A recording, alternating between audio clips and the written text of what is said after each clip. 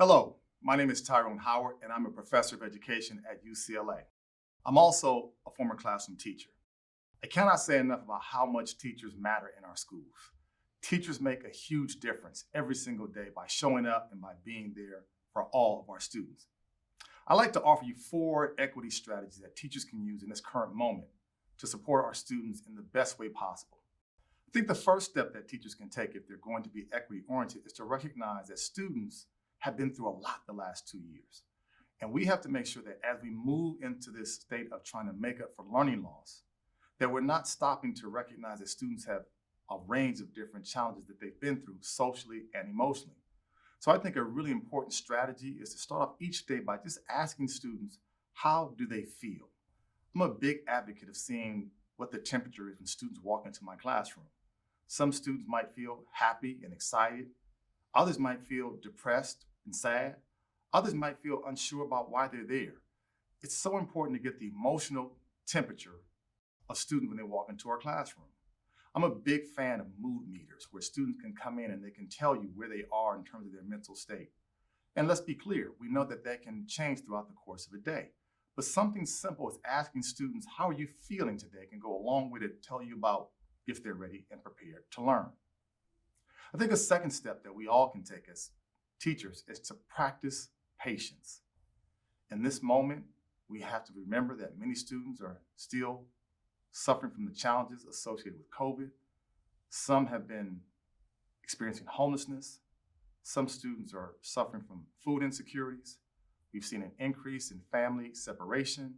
And in this moment, students are showing up trying to be the best that they can be, but may not always be able to give us the effort and time and attention that we want from them. Practice patience.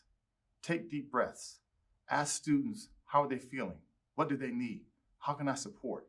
Because again, we cannot ask our students to check their challenges and their issues at the door. We recognize that they are complex human beings with lots of life challenges, so the more we practice patience, the more we can show support for our students. A third thing we can do if we're going to be equity oriented in our classrooms, we need to be what Judith Kleinfeld refers to as warm demanders. You might say, what are warm demanders? Warm demanders are teachers who are empathetic. They understand their students' lives outside of school. They provide support. They're socially and emotionally connected to their students. They build and cultivate relationships with those students. What they also do is they maintain high expectations, and they expect excellence from students. They expect students to put forth effort. They do not let them use excuses as to why they cannot be better. Warm demanders understand that students' lives aren't always easy, but they still believe that they're capable of doing the things that they put their minds to with the proper support.